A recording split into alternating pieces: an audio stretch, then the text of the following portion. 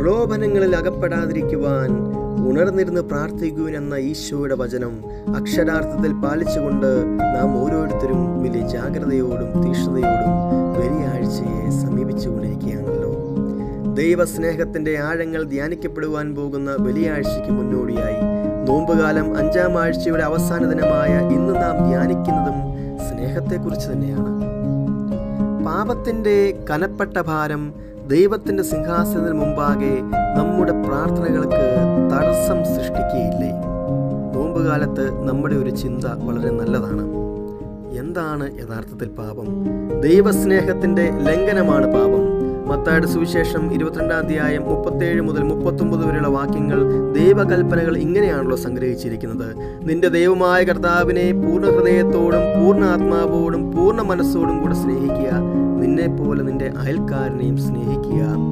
പാപമെന്നാൽ ദൈവസ്നേഹത്തിൻ്റെ ദൈവകൽപ്പനയുടെ ലംഘനമാണ്. എന്നാൽ ഇന്ന് ലേഖനത്തിലൂടെ പൗലോസ്ലീഹ സ്നേഹം എന്താണെന്ന് നമ്മെ പഠിപ്പിക്കുന്നു. പൗലോസ്ലീഹ കൊരിന്തോസുകാർക്ക് എഴുതിയ 1-ാം ലേഖനം 13-ാം അധ്യായം 1 മുതൽ 13 വരെയുള്ള വാക്യങ്ങൾ നമ്മൾ വായിക്കുമ്പോൾ, നമ്മൾ ധ്യാനിക്കുമ്പോൾ നമുക്ക് മനസ്സിലാക്കാൻ കഴിയുന്നത് സ്ലീഹ സ്നേഹത്തെ നിർവചിക്കുകയായിരുന്നില്ല, മറിച്ച് സ്നേഹത്തിൻ്റെ ഗീതം രചിക്കുകയായിരുന്നു. മനുഷ്യന് സ്നേഹമില്ലെങ്കിൽ എല്ലാ കഴിവുകളും അർത്ഥശൂന്യമാണെന്ന് സ്ലീഹ പ്രസ്താവിക്കുന്നു. സ്നേഹത്തിൻ്റെ സ്വഭാവം ദീർഘക്ഷമയുള്ളതും അസൂയയില്ലാത്തതും അഹങ്കരിക്കാത്തതും സ്വാർത്ഥതയില്ലാത്തതും കോപിക്കാത്തതും വിദ്വേഷം പുലർത്താത്തതുമാണ്.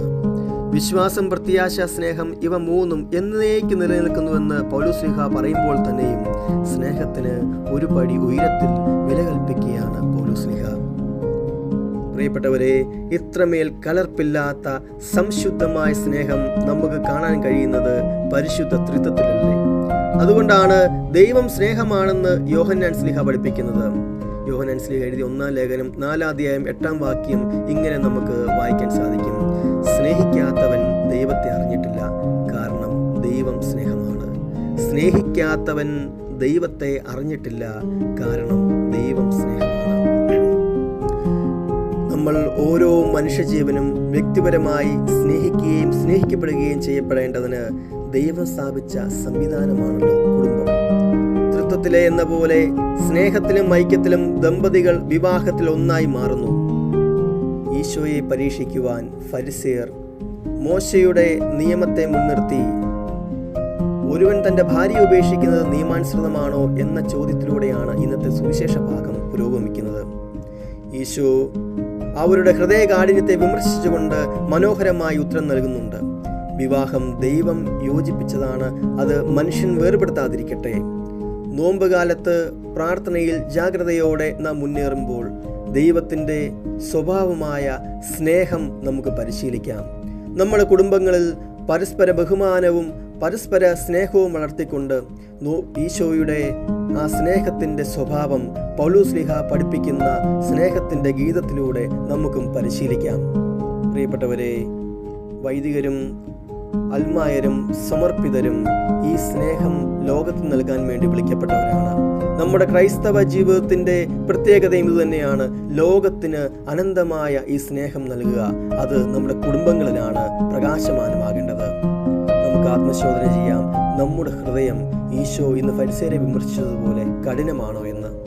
ദാവീദ് രാജാവിനെ പോലെ നമുക്കും പ്രാർത്ഥിക്കാം: ദൈവമേ, നിർമ്മലമായ ഒരു ഹൃദയം എന്നിൽ സൃഷ്ടിക്കണമേ, അചഞ്ചലമായ നവചൈതന്യം എന്നിൽ നിക്ഷേപിക്കണമേ.